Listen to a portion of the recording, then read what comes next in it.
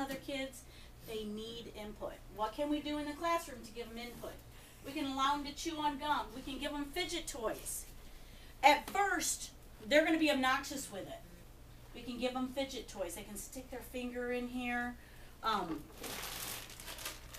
This one drives me insane. I don't know how anybody can stand this, but just to sit here. Oh, because he's around. There's some fidget toys.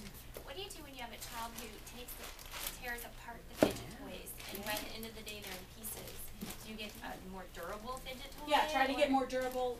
Okay. Sometimes you can get dog toys. A balloon filled with flour.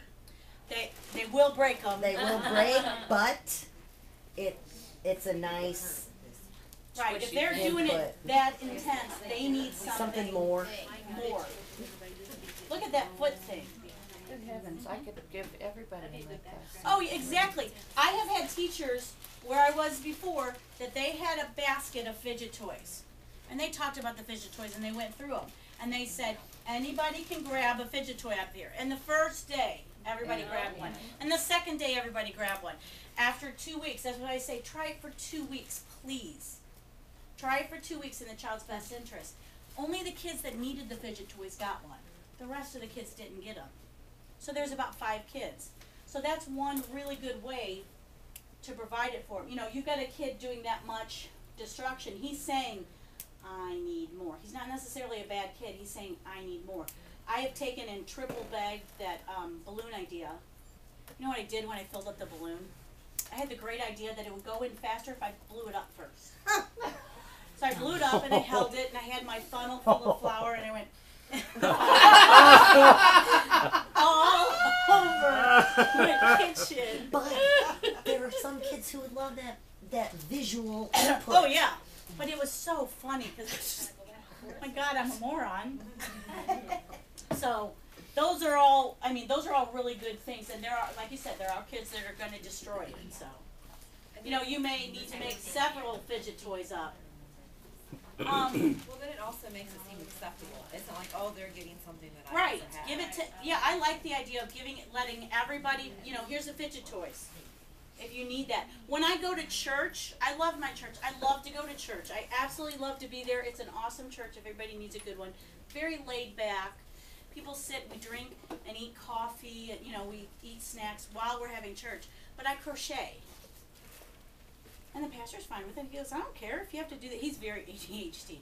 So, if I have to do that to pay attention, and then I can really pay attention to it. So I have to do something with my hands. When I go to a seminar, I have my beef jerky, I have my Starburst, I have my crunchy stuff, so I can pay attention to what they're saying. Sloppy eater. Don't, even if they're, it drives me crazy. But I've heard teachers, you know, like, at your age, you should be cleaning your own face, but maybe they don't feel it. My daughter, until she started caring about boys, with her face, you know, 5th grade, her face is filthy, and I'm like, honey, can't you feel that? But she couldn't feel it. Now she just knows to wipe her face every couple of bites and wipe her face, but she doesn't feel that around there. Child constantly moving. We talked about doing the office chair. Fidget toys.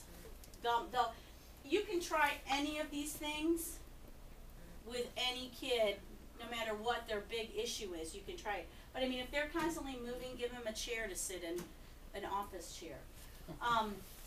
The child appears to be visually distracted. When I go into some of the classrooms, I'm like, If you have a kid that you know has issues, you may want to take some of those things down from the ceiling. You may want to take down some of the distractions. I know we always feel like we got to put up this in case they need to know their multiplication table, and over here is their verbs and their adjectives. And a screen. My friend was just telling me, one of those screens to go around them to work.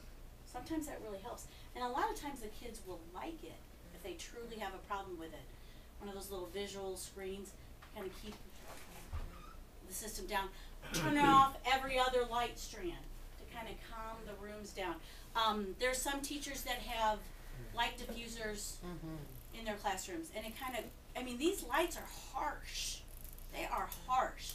So you turn off every other light, or you turn off the lights, and you get the light from the outside if you're blessed to have a window.